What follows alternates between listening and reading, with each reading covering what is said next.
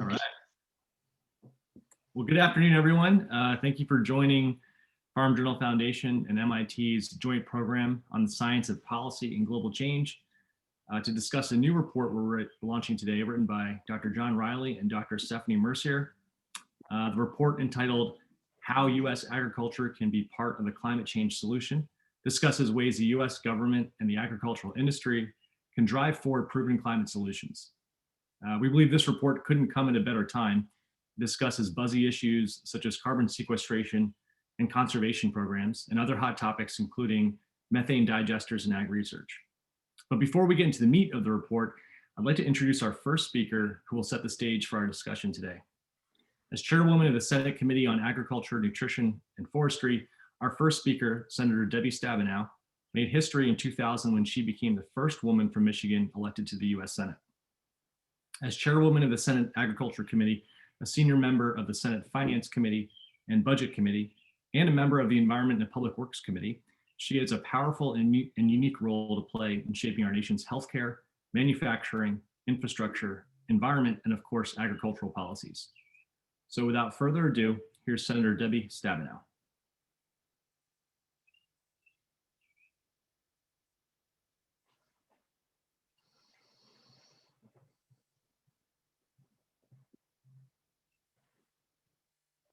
Oh, sorry, Madison, I think you're muted.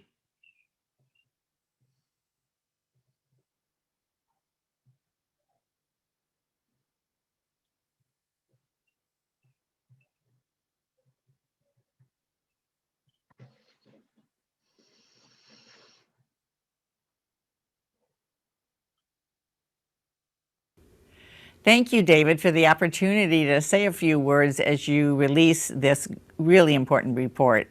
And thanks also to Dr. John Riley and Dr. Stephanie Mercier and the Farm Journal Foundation team for putting this report together and for highlighting important voices in agriculture, food, and rural affairs.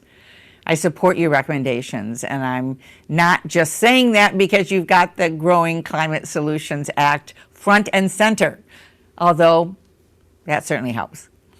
More than that, this report highlights the broad impact that farmers, ranchers, and foresters have in addressing the climate crisis.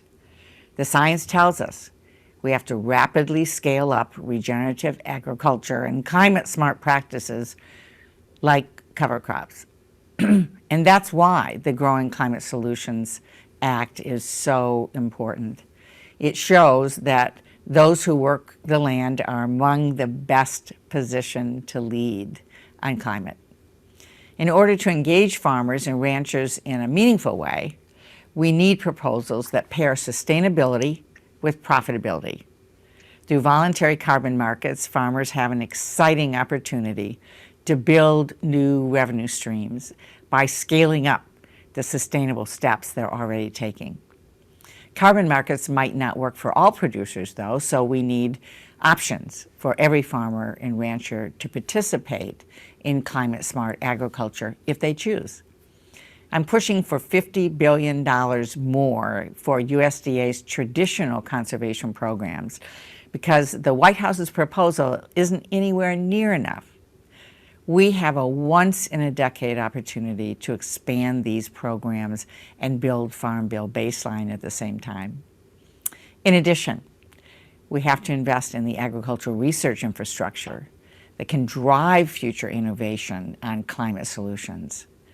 Our funding for agricultural research has consistently trailed China, and other countries are gaining momentum as well. The American Jobs Plan calls for more than $110 billion for research across the federal government, and climate-smart agriculture research needs to be included. These are all the things your report calls for, and they're bold. We need to be bold to get to where we need to be. So thanks again for producing this report and the important work you're doing to make agriculture part of the solution to the climate crisis. Thank you, Senator Stabenow. I'd like to introduce our next speaker, who will provide insight into how the Biden administration and USDA will respond to these critical climate-related policy opportunities. Mr. Bill Hohenstein is Director of the USDA Office of Energy and Environmental Policy within the Office of the Chief Economist. OEEP coordinates policy analysis, long-range planning, research priority setting, and response strategies for addressing energy development and environmental policy. The office focuses on efforts to enhance USDA's ability to evaluate renewable energy and resources, build climate resilient and sustainable farms, ranches, rural lands, and rural communities, expand markets for conservation and environmental goods, and support farmer conservation decision-making. So Bill, the floor is yours. Well, thanks, David. And it's a pleasure to be here. I've known Stephanie and John Riley for probably the better part of the last 2 decades at least. And so it's great to get their views and thoughts on the important issue of engaging the agricultural sector in addressing climate change. Quite a useful report, and looking forward to the conversation we're going to have about it. You've asked me to come to give an update on the activities at USDA and how we're responding to the priorities of the Biden administration. And I'm happy to announce that just coincidentally, in addition to the Farm Bill or the Farm Journal releasing their report on agriculture and climate change, USDA this morning released our first progress report on our climate smart agriculture and forest strategy. And so I'll talk a little bit about that at the end. But to start, I think we have some slides. Great. So yeah, again, I'm Bill Hohenstein. I'm the Director of the Office of Energy and Environmental Policy. And I'm going to spend a little time talking about what we're up to. Next slide. So again, the actions that we have underway are guided by a set of recent executive orders from the president. Climate change is one of 4 top priorities of the Biden administration: addressing the COVID crisis, rebuilding the economy, ensuring equity, and addressing climate change. And so the work we're doing on climate change fits into that broader portfolio of priorities, especially efforts to address equity and to rebuild the economy. And there's lots of opportunities. So next slide. So as we started, we initiated a public outreach process. We issued a Federal Register notice. We had over 2,700 comments over 45 days, including thousands of comments from individual citizens and over 500 comments from environmental, conservation, farm organizations, and industry. So great response. We're not done with this process. This is an ongoing process. We'll continue to engage with the public at every step as we move forward. Next slide. We also had 10 listening sessions specifically to get input from several of the groups that we know are interested in our activities on climate change, including environmental NGOs, the tribes, organizations that represent historically disadvantaged communities, the commodity groups and farm organizations, as well as the environmental NGOs. Overall, we had 10 sessions and over 260 participants. Next slide. So what are we focused on? What is Climate Smart?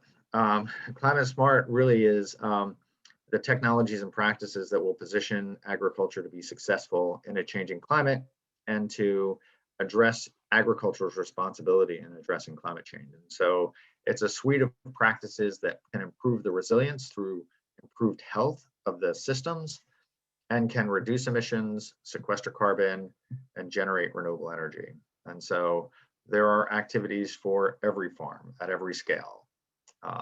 Things like conservation tillage and no-till that can build up soil carbon, opportunities to reduce methane emissions from rice, opportunities to improve feed that we give to livestock to reduce methane emissions, opportunities to generate energy from manure, and then opportunities to look at sensitive lands and lands that have higher and better use and conservation, as well as opportunities to co-produce agricultural goods with emerging opportunities for renewable energy and building on the really strong biofuel economy we have within agriculture. Next slide. So as we moved forward, we had a whole series of questions we were grappling with. The first is, what can we do through our internal programs? We have recommendations in this report focused on opportunities to expand carbon incentives, to look at the practices that we know are beneficial and to weigh them in the whole suite of energy and conservation programs that we manage through the Farm Bill. And Senator Stabenow also mentioned the importance of this as part of our broader strategy. Next slide. We know that in order to be successful, we're going to need to be able to document and tell the story.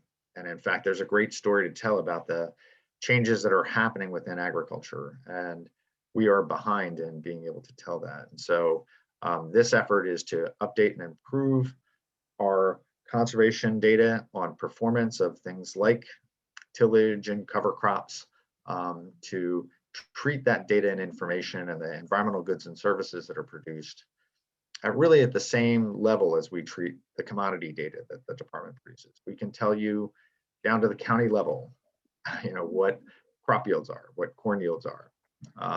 But we've had difficulty keeping data on conservation trends up to date, making sure we have the latest information and we're able to track our progress. So that's part of this strategy. Next slide. We're very interested in partnering. We know we're not going to be able to do this ourselves. And again, Senator Stabenow mentioned the importance of these emerging carbon markets. That's part of this effort. Also looking at folks up and down the supply chain. So companies that want to source and produce goods that have inputs that are climate friendly. And so there are great opportunities to think about how we partner with the companies in the supply chain and companies outside of our supply chain in terms of incentivizing and encouraging these climate smart practices. Next slide. If anyone's heard the Secretary talk about this, his primary focus is on the producers and ensuring that when we're doing this, that the benefits accrue to the producers. And this includes not just the new producers that'll be doing these actions, but producers that have been the early adopters and the innovators in the sector. And so in the report that we released today, there's a lot on that. Basically, how do we work in these emerging private markets to help that, and how do we fill the holes to make sure that farmers that might be left behind by these markets actually have an opportunity to participate more broadly in the strategy. Next slide. And then finally, this intersection between our work and our work on equity. And we're taking this very seriously and building it up from the ground level. We're doing a complete assessment of how we've treated these issues in the past, and what we're finding even within our climate program is that there are holes, there are gaps. When we've looked at technologies and practices, too often we've focused on large farms. There are emission reductions and efficiencies with large farms and technologies like digesters that are great for large farms. But as we move forward, we're going to need to focus our research on the technologies and practices that are appropriate for all farms, and pay particular attention to the farmers that are disadvantaged, the beginning farmers that have historically not had a seat at the table, and making sure that we're listening to them and their needs and building that into our program from research right through program delivery. Next slide. So as I mentioned, a big announcement today. We have this report out.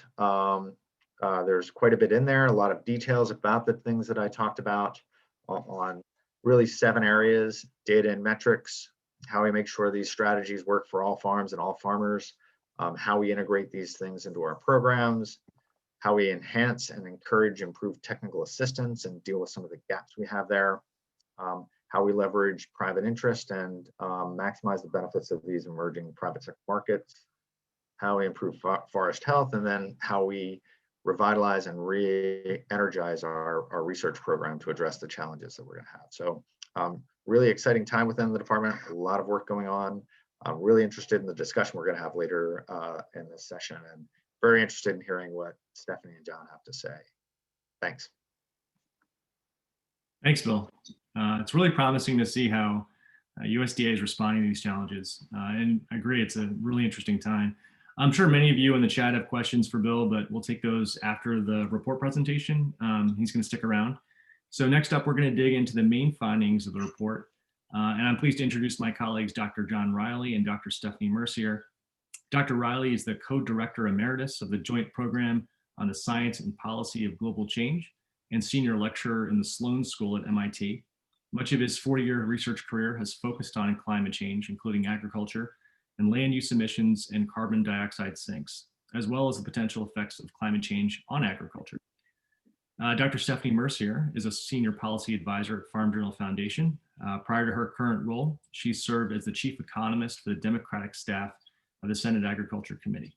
Previously, she served as team leader for the trade policy and programs area of the Economic Research Service at USDA. So John, Stephanie, we're looking forward to your presentation.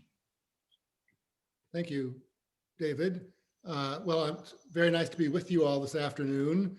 And it's nice to reacquaint myself both with Bill and Stephanie, who I knew in my days at Economic Research Service as well. So it's great to hear of all the progress you're planning in USDA, Bill. It's really great.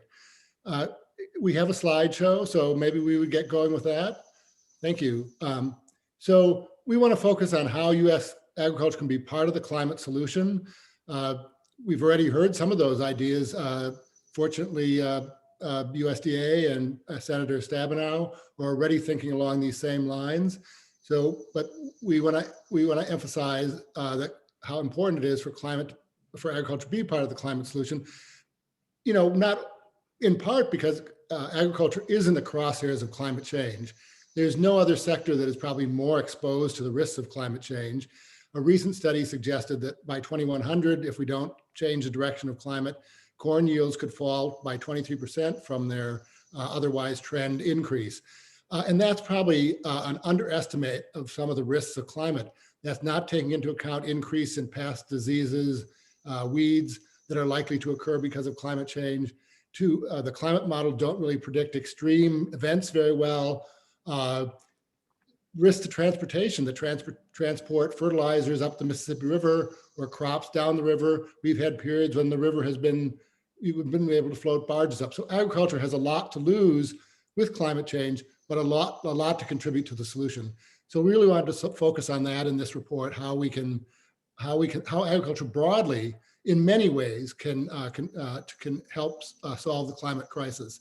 So if we move to the next slide, please.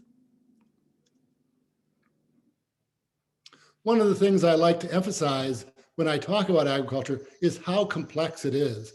I think the average consumer or household, even many people in the agriculture sector, I think don't have a full appreciation for it's everything from the diets we eat to the soils we grow, to the radiative balance of the climate, food nutrition, ethanol, different cropping practices.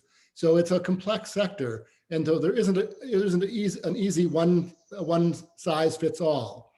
Next slide, please.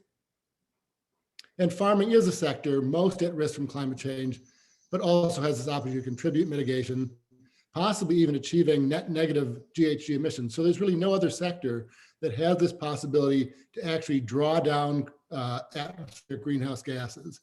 Next slide, please. So how important are U.S. ag GHG emissions? Here is a chart that's EPA's greenhouse gas inventory. You'll see at the top, agricultural soil management is contributing 338 million metric tons of CO2 equivalent a year. This is 2018. And that is almost all nitrous oxide emissions. So that's the largest source of greenhouse gases in the EPA inventory in agriculture. Enteric fermentation, methane from ruminants, is about a little bit more than half that amount. And manure management, again, methane from manure management is then half again as much as enteric fermentation. And then rice, urea, other things are smaller. But if you want to click the next slide, that's not the whole story. Another slide. So we, in that inventory, while that is the agricultural chapter in EPA's inventory, it's not dealing at all with CO2 from agriculture or land use. So Cropland is a net sink of 16.5 million metric tons, but conversion to cropland is a source. So at present, agriculture is actually a net source of CO2 emissions from the land. That's again a little bit awkward as well, because if land is abandoned and turned to forest and used to be cropland, well, then it's classified as forest. So some of that regrowing is taking up carbon. So a little bit of this is the trick of how you really want to measure things. Again, then CO2 emissions from fossil energy used in agriculture, we don't have good data on that. Hopefully, Bill will be able to get better data on some of that. You know, one estimate some years ago suggested about 6% of energy use. And then there are a lot of indirect emissions from electricity used on the farm or from nitrogen fertilizer and ag chemical production. So looking at the whole input supply, there's a larger footprint. And then a USDA study a couple of years ago went back and said, well, if we look at the whole CO2 emissions related to the whole food system, they came up with 14.3% of US emissions. So depending on how you look at agriculture, it contributes in different, you can come up with different numbers. Click again. So one of the things we might ask along with our diet sort of things is, what's the carbon footprint of our food? Do we need a nutrition label on our nutrition facts? Maybe that's kind of tongue in cheek, but we might want to think about how we eat and what that means for our carbon emissions. Next slide. And that's just put there. Let's go ahead, another one. So what are the sources and opportunities for abatement? Well, crops and soils, livestock, animal waste, crop waste, farm operations, buildings and machinery, and then renewable energy and the bio-based economy. So, you know, renewable energy needs a lot of land, farmland. It's a lease opportunity for farmers. So that may be one of the biggest, those may be the biggest contributions. When we think of some of these emissions, what agriculture can actually do to do replacements for fossil fuels may be the largest contribution it can make. Next slide. So what is the story with crops and soils? Here's some estimates done some years ago on what has happened to carbon in the soils. This is in the middle of the country, the Corn Belt sort of area. And as you see, the estimate is that the soils had lost almost 50% of their carbon by the mid-century last year. But then it began a gradual accumulation, in part because of more fertilization, denser planting, conservation tillage, and there's some estimates for the future with the hope that maybe agricultural soils could be restored to closer to their pre-disruption level. Next slide. The other thing that I think is important to know from the scientific standpoint is that what we call the carbon cycle, drawing carbon from the atmosphere and plants, turning it into litter fall, decomposition of soil organic matter back into CO2, is closely related to the nitrogen cycle. So we saw that big contribution of nitrous oxide emissions. If one of the ways we store more carbon is we put more nitrogen fertilizer in the soil to get more biomass, we may be causing a problem with nitrous oxide emissions. So we do really want to link those two together and make sure we're not storing more carbon but adding more nitrous oxide emissions. We need to reduce both of those. Next slide. So some of the options: leave more residues on the field, minimize disturbance.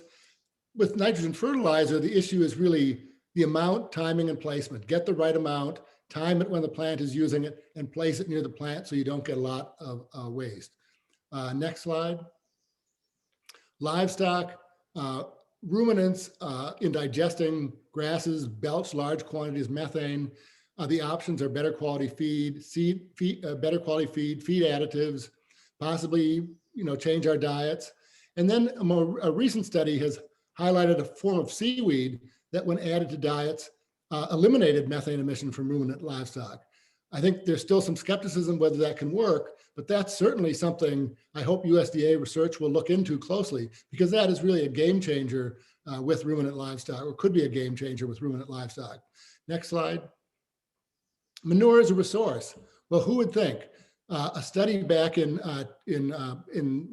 more than a decade ago now estimated that if you converted something like 80% of the manure in the country to methane, that methane could power 10% of US electricity production. As we move to a net zero economy, that can be really important. And when we look at wind and solar, they're intermittent and they're not always producing. So we need a dispatchable source of electricity. A manure-based a manure-based gas would be the perfect solution in that case. It could be a win-win-win, eliminate methane emissions, supply energy, and the residue can be used as a fertilizer. The big challenge now is it really can't compete with natural gas, because natural gas, we aren't paying the full cost, the full social cost of natural gas at this point. We aren't attributing the cost of climate disruption that it's causing. Next slide.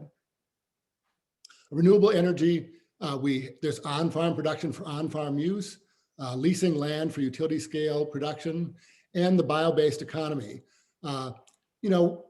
We've been talking about the bio-based economy for some time. Again, the economics just haven't come through despite years of promises. Of course, there again, it's competing with fossil fuels, which aren't then, we aren't paying the full social cost of those fuels. And one of the challenges with bio-based economy is to make sure we minimize land use and land use change emissions and not rob soil organic matter from the soils. Next slide. I think I'm going to pass it over to Stephanie soon, but there's some important policy approaches and different design issues, and we heard those from Senator Stabenow. The traditional Farm Bill approaches, including cost share grants and demonstration projects, and then a carbon market with agriculture creating carbon credits or options to opt into the carbon market, or directly covered, some parts perhaps directly covered in an allowance program. A big analysis who looked at this have been really concerned about three big issues with establishing carbon credits or opt-in options. One is that it's permanent, or there's some permanent liability when the credit is auctioned or sold, so that if the carbon escapes again, someone has to buy back that allowance they sold. Additionality, that the carbon stored is additional to what would have been stored anyway. And then the baseline determination is a challenge. Just what is the baseline going ahead in the future against which you must have, and then savings beyond that become a credit. So those are important design issues. They're really critical to making the system work and actually achieve carbon and greenhouse gas reductions. So next slide. And so I'm going to pass it over to Stephanie. Thank you.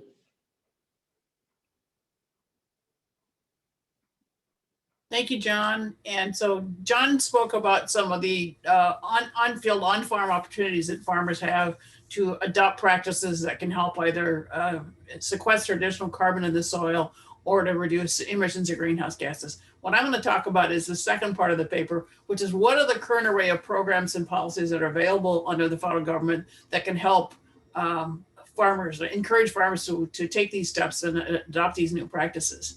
And there's a real broad array of programs that are available, mainly at USDA, although some of them that are related to the renewable energy portfolio are co-hosted, co-operated with the Department of Energy. So we're going to talk about two categories of programs. One is there's a couple of really broad-based programs that provide assistance to farmers for adopting a considerable range of climate-smart carbon conservation practices. And then there's a handful of programs that are more targeted to individual practices. The examples of practices John talked about: crop cultivation, animal husbandry, methane emissions from livestock waste, changes in farming practices. My cat just joined. And of course, the addition of on-farm activities that can help generate renewable energy from on-farm itself. We'll also talk a bit about some of the types of research that can support these activities, either through developing innovative techniques or inputs, or in the carbon market setting, help to develop inexpensive and accurate and cost-effective ways of measuring carbon that will help support the emergence of these markets. Next slide, please. The two main programs I'm going to talk about are what are known as working land programs at USDA. This is a relatively new policy focus for USDA. Between the 1930s and the 1990s, the main focus of conservation at USDA was retiring vulnerable land. But starting with the 96 Farm Bill, Congress started looking at, they haven't abandoned land retirement, but there's been a gradual shift of focus and funding, frankly, towards developing programs that offer incentives for farmers to adopt new practices on their farms that are still working cropland, but could use some better practices. Specifically, want to talk about the Environmental Quality Incentives Program, or EQIP, which was first authorized in the 1996 Farm Bill, and the Conservation Stewardship Program, or CSP, which was authorized in the 2002 Farm Bill. And as of the last Farm Bill, which was passed in 2018, EQIP and CSP were given $1.8 billion and $750 million respectively in mandatory funding for the current fiscal year to help farmers adopt these new practices. Next slide. The EQIP program, as I said, was established as a part of the Federal Agriculture Improvement, or FAIR Act of 1996. In that Farm Bill, it was only authorized for annual appropriation, but it first received mandatory funding in the next Farm Bill, the 2002 Farm Bill. Under EQIP, farmers are entitled to receiving up to 75% in general cost share for installing their practices. And if they fall into certain categories, such as being limited resource farmers, beginning farmers, or veterans, military veterans joining agriculture, they could receive up to 90% cost share. EQIP is required by law to allocate at least 50% of its funding to practices by livestock producers. This was actually reduced in the 2018 Farm Bill from a 60% requirement that had been around since the 2002 Farm Bill. What this set aside focuses mainly on is on the management of animal waste, which is a major source of methane emissions, brush management, and improved fencing and grazing practices. Other common practices that EQIP funds are things like cover cropping, improving irrigation systems, and crop residue management. I think John and Bill both alluded to this, that there's always more demand for these programs than there is actual funding. And there was, I think, a Congressional Research Service study showed that between 2000 and 2010, only about 40% of the projects that were submitted to the EQIP program for funding actually received funding. So there's perennially far more demand for these programs than there is money to actually fund these activities. Next slide. The second major program is the Conservation Stewardship Program. This was initially established in the 2002 Farm Bill. At that point, it was named the Conservation Security Program. Under CSP, farmers are eligible for payments for implementing these new practices under our contract, which covers some portion of the cost of doing so. It's not quite as cut and dried in terms of cost share, but they do get some cost share assistance. Unlike EQIP, which focuses mainly on helping farmers adopt individual practices, CSP tends to be more focused on resource systems on the farm and sort of building on what's already there. Between fiscal 2017 and 2019, cropland soil quality practices such as conservation tillage and cover cropping were implemented on 7.4 million acres under CSP. And then another 5.5 million acres had new rotational grazing practices as a result of CSP contracts. We do know that rotational grazing helps to reduce greenhouse gases by as much as 35% compared to farmers which use conventional grazing practices. We also know that NRCS did a study that showed that in 2018, cropland acres under CSP contract retained more than 76 million pounds of soil organic carbon compared to acres which did not have these new practices on them. Next slide. Still are getting a lot of bang for the buck in terms of carbon from the Conservation Reserve Program, which is a acreage retirement program established in the 1985 Farm Bill. CRP allows farmers to withdraw certain farmland, environmentally sensitive farmland from production for between 10 and 15 years in exchange for an annual payment to farmers. Land under CRP then has to be planted in things like grass, legumes, forbs, or trees, or converted into wildlife habitat or wetlands, all of which are climate smart practices. As you can see from the chart, CRPs have been declining in recent years, despite Congress lifting the acreage cap in 2018. Last month, USC announced that it was going to increase the availability, make higher rental payments and incentive payments available to farmers thinking about entering the CRP. So hopefully that will start getting those acres back up. Overall, USDA has estimated that in the 5-year period between 2012 and 2017, acreage under CRP reduced greenhouse gas emissions in CO2 equivalents by 47 million metric tons on average. Next slide. John talked about methane digesters, and certainly that's is a major form of emissions from agriculture, and certainly a good way of addressing it. But it's a relatively scarce practice right now on in U.S. agriculture. According to the Census of Agriculture that was published from 2017, there were 686 methane digesters operating on U.S. farms, converting either cattle or hog waste into electricity. It was actually a 28% increase over 2012, but it's only less than 2% of all farms that raise at least 500 head of beef or dairy cattle or hogs actually have these kinds of facilities. So it's still a very small penetration into the sector at this point. And the main reason is cost. These systems are very expensive. There was an EPA study in 2009 that found that the cost of a relatively small methane system on a 160 cow operation was $460,000.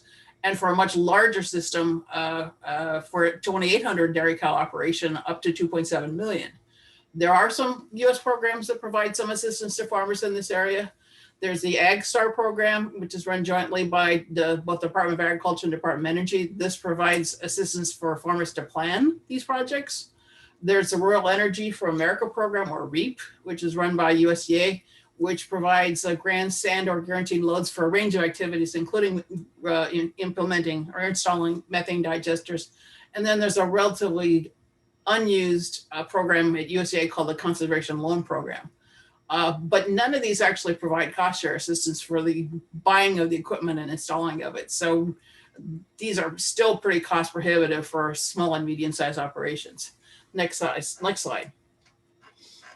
And then there's a lot of things that farmers can do on their farm that can reduce direct fuel consumption on their farms. And farmers have been doing this on their own for the last several decades because frankly, it saves them money. It reduces your input costs. Some of the conservation practices that we talked about, such as reduced or no-till, cut farm usage of fossil fuels because you're not running the tractor across the field so many times, or because you're using reduced tillage, you can make do with a smaller tractor than you used to use. So that's a reduction in energy use. You can improve your irrigation efficiency by converting to drip irrigation or other lower flow practices. And you don't have to use the pump so much. Adoption of precision ag technology allows for better targeting of use of a lot of inputs, including fertilizer, pesticides, and irrigation management. Studies have shown that the variable rate application of nitrogen fertilizer can reduce fertilizer used by row crops by as much as 48 pounds per acre for corn and up to 92 pounds per acre for winter wheat. So significant savings there. Farmers can receive payments under CSP for bolstering their existing conservation activities through using designated enhancements, and that includes the use of precision ag technology. But as was the case with methane, you don't actually get a cost share for the equipment itself. You get a payment for using it in a certain practice, but you don't get a cost share for purchasing the equipment. Next slide.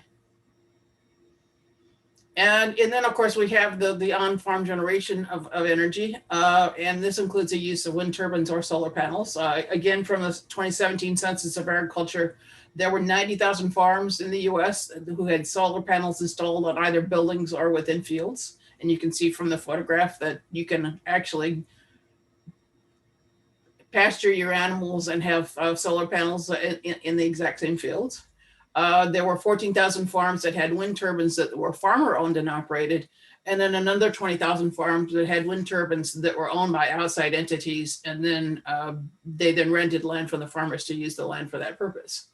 Over the last decade or so, some farmers have experimented with producing renewable fuels, primarily biodiesel, on their own farms, but this activity has not yet been shown to be commercially viable. These activities are eligible for aid under the REAP program, which I mentioned before, and the Conservation Loan Program. There's a separate energy efficiency and conservation loan program that is run jointly by USDA and DOE. And then for the solar and wind energy, there are federal tax credits available for that area. Next slide. And sort of last but not least is we think it's very important to look at investing more in public research funding in these areas. There's some of that is already underway.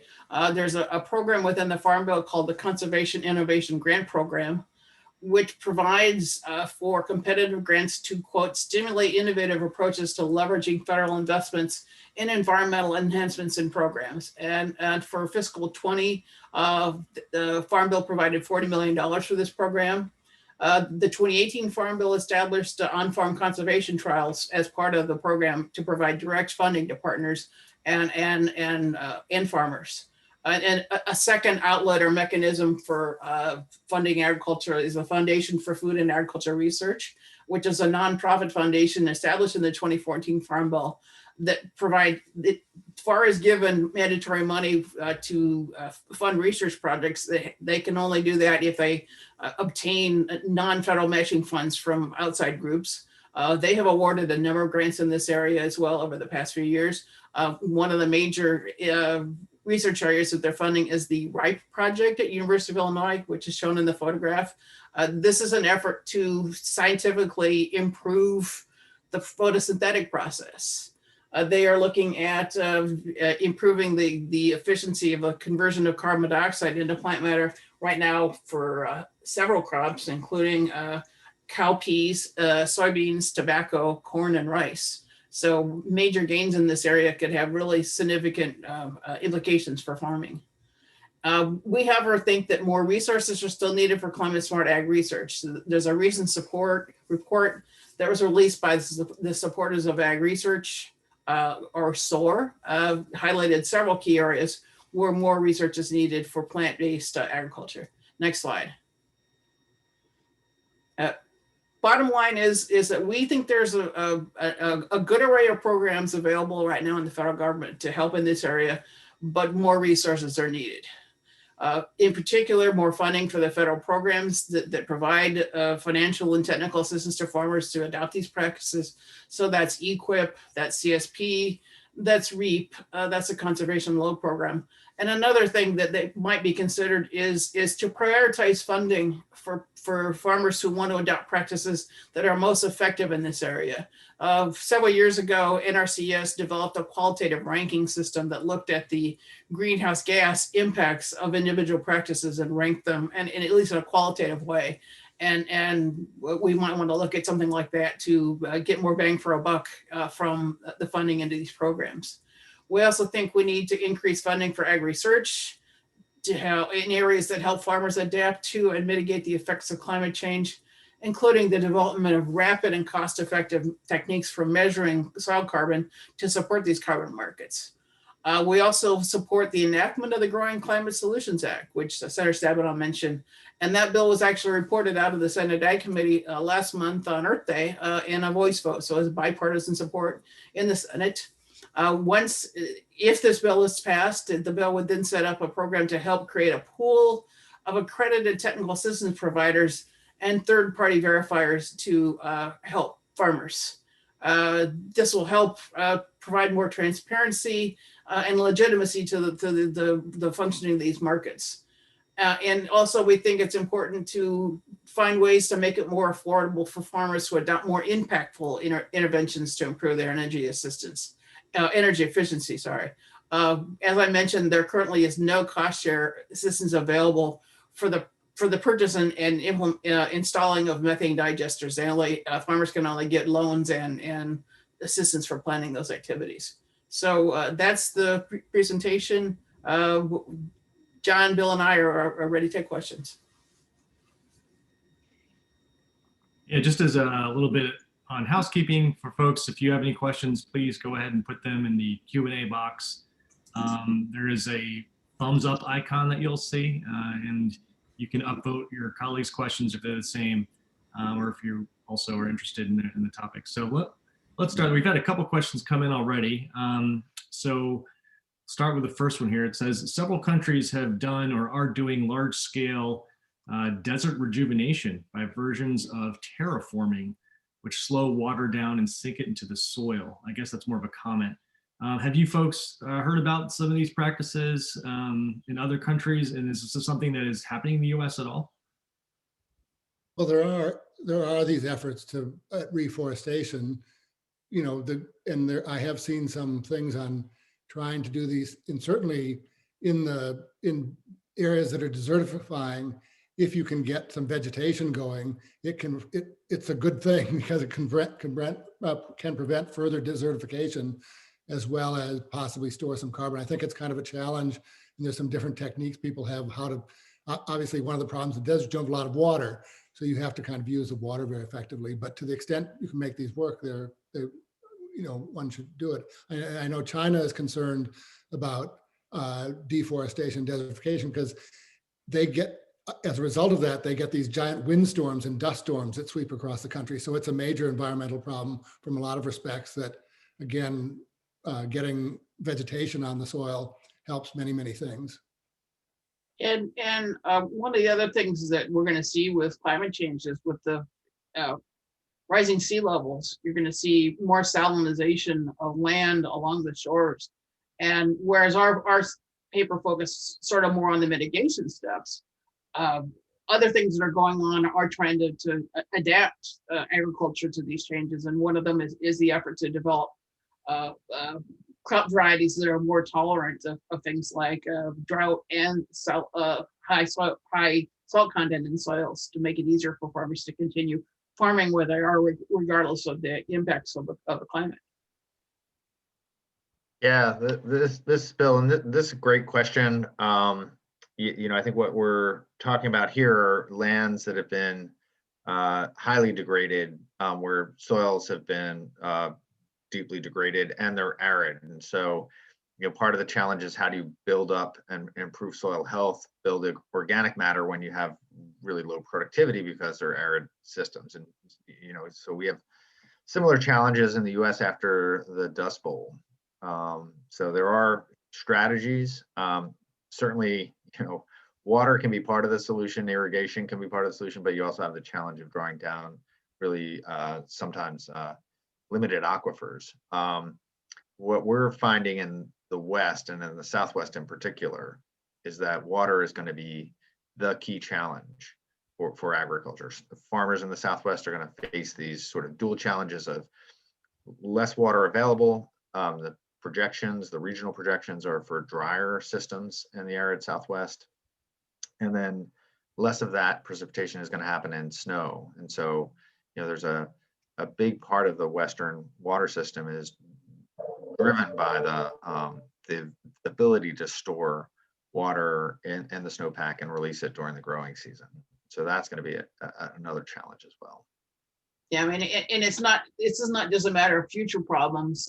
There's a major drought in the West right now, and farmers in some states, I think Arizona and Oregon, are already facing cuts in available irrigation water because of what's going on with the drought. Are you guys aware, some of the recommendations I've certainly seen in other places too in the report, but something I haven't seen as much is a big kind of campaign around reforestation. And I know that's kind of outside the scope of what we're talking about today, but you guys have mentioned it. Have you been seeing some of these pushes for reforestation, or is it kind of dependent on the water issue and some other issues, given all the retired lands and all these other places where agriculture may not be the best practice? Well, globally, of course, the push is to at least halt deforestation. And Brazil was doing a very good job of that for a number of years, but they backslid a little bit in recent years with the political situation there, so that you've seen more deforestation. I think if, a lesson from the Conservation Reserve Program is that basically if you take the land out of production and just let it sit there, it will reforest itself. Forest sort of thing. So, one of the things is retiring lands vegetation will naturally take over. And in many respects, that may be preferable than planting a monoculture that may give you more of a natural restoration. Yeah, and I don't think we mentioned it in our paper, but Bill's mentioned agroforestry as a kind of practice that can combine the benefits of cropland, crop agriculture and forestry that provides benefits to both.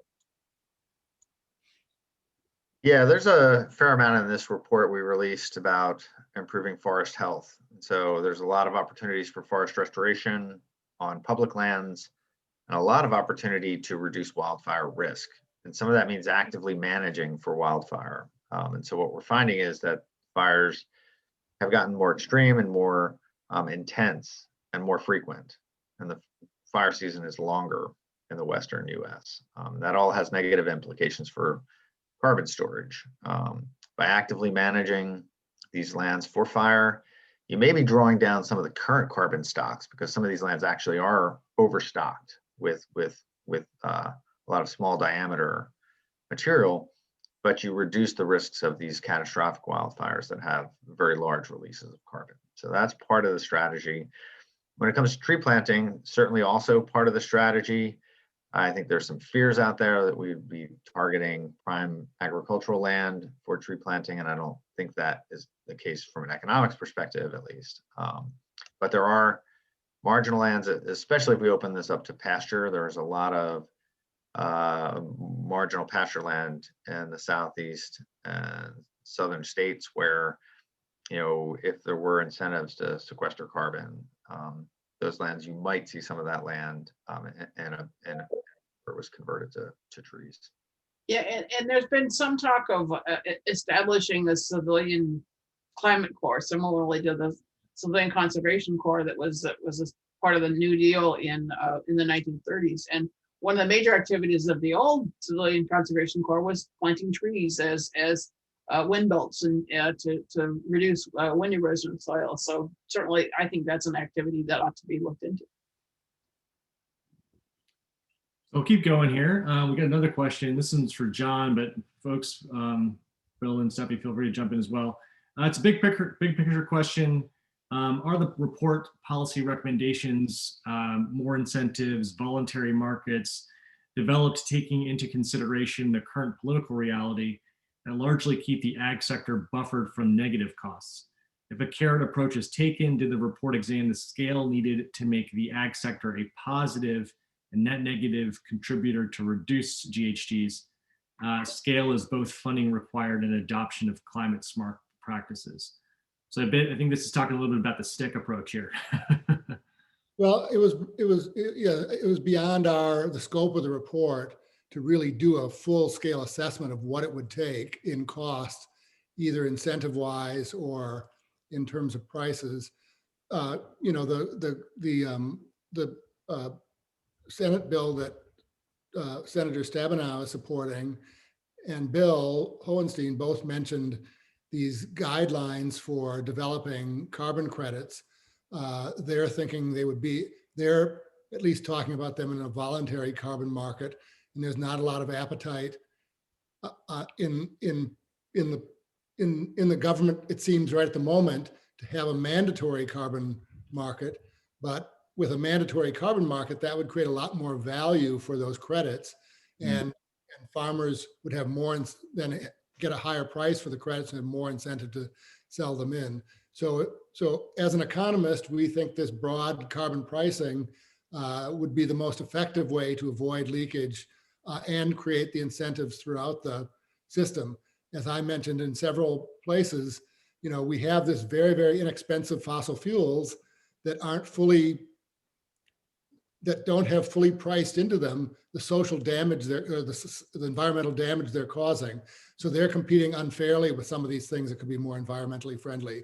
So that would be a way to create more incentives. But we did not have, it was beyond the scope of the report to just assess what carbon price it would take or how many billions of dollars it would take. Yeah, we did briefly cover the fact that while there is no national cap and trade system in the United States, there is one in California. And then there's a regional market, RGGI, in the Northeast. And I think it's worth noting that to date,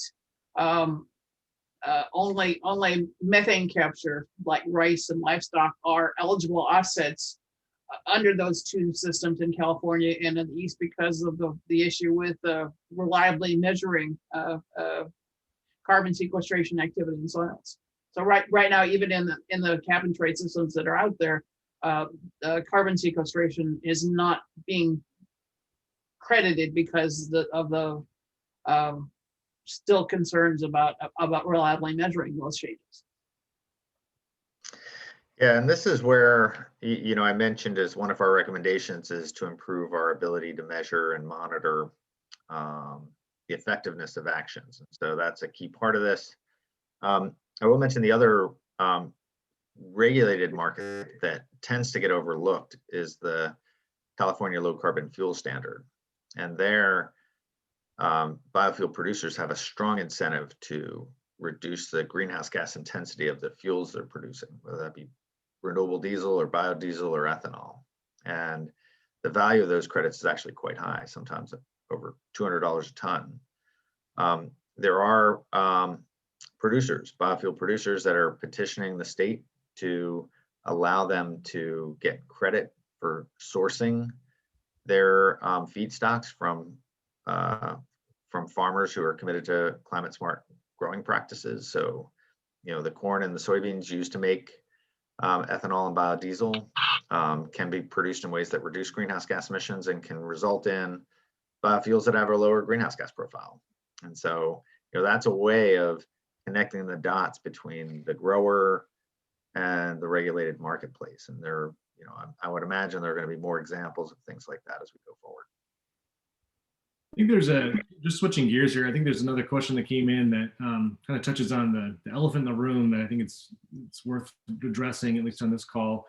And the question is, how effective can U.S. agriculture be in mitigating climate change when it's just 10% of GHG emissions? I guess we've talked about the different ways we can calculate that.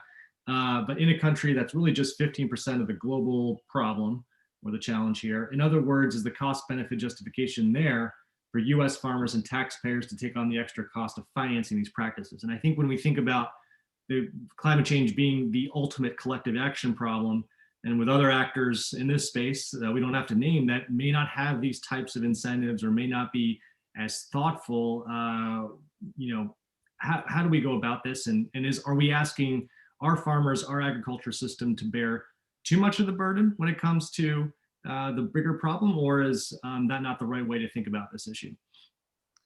Well, from an economic standpoint, we'd like to be on a per ton basis, we'd like to be spending an equal amount to get reductions across the entire economy and across the entire world. So it's not how much you're contributing, it's whether you have cost-effective means to reduce. So there are, so at this point, we don't want to spend $700 a ton to reduce emissions in one sector and nothing in another sector. So we do want to cover all the sectors. Ultimately, the goal is to get to net zero carbon emissions. And so then every ton of every emission is going to count. So if we say, agriculture is kind of small, let's not start it now, eventually we'll have to get to it. Also, I've heard every sector argue, we're only X% of the emissions, therefore shouldn't we be excluded? Well, then everyone's excluded. So we all have to get started. Yeah, other thing I'd like to call attention to is a lot of the practices that John and I described in our paper and that Bill's report reflects as well, like cover cropping, like conservation tillage, have additional benefits besides reducing greenhouse gas emissions. When you cover crop or you no-till, you reduce soil erosion, you improve water quality. There's a range of benefits over and above what we get in the climate change area, and I think we need to acknowledge those as well. Yeah, and let me touch on the international component of that question, because it is important to both understand and recognize it, because it's a question we get quite often.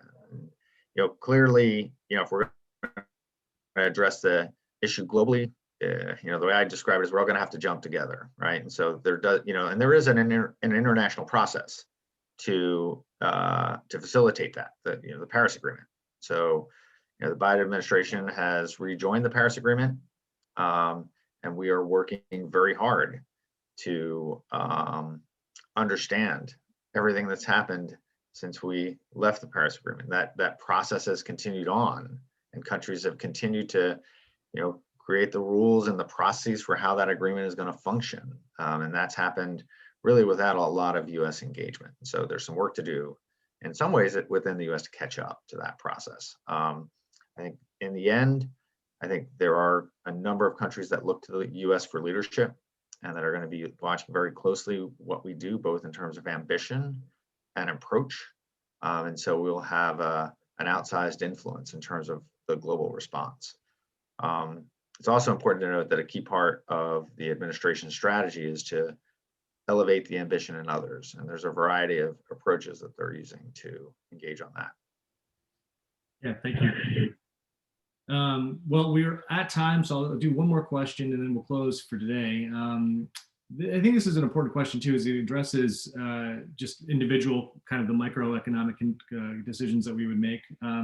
The question is, what kinds of consumer strategies, for example, labeling food products like, John did in his presentation, are under consideration at USDA, or is that policy something that is, appropriate for a different agency or different branch of government? Yeah, we're not necessarily looking at standards for labeling per se. We are looking for opportunities where companies that have a consumer face that are under some pressure to demonstrate climate performance. And I mentioned Land O'Lakes is one, Walmart's another. There are a number of companies out there. I think our role is to help facilitate that, to ensure that the numbers are right. So again, getting back to the efficacy of the practices, making sure we understand the benefits and how they're being characterized, and then working both through, what we're calling the voluntary market space, which is more carbon credits, and the supply chain space, where there are folks along the manufacturing supply chain that are interested in partnering with farmers. And that's everyone from these ethanol and biodiesel producers to companies that are selling consumer products. Our focus right now is on the numbers and making sure the numbers are right. Yeah. Any other closing remarks from John or Stephanie or Bill before we end the call? None from me, but thanks everyone for listening. This was a pleasure to work with you, Stephanie, and to see you again, Bill. Yeah, I'll just say thanks. And again, really appreciate the work of the Farm Journal to put this together, and the work that Stephanie and John put into grading the report and the recommendations.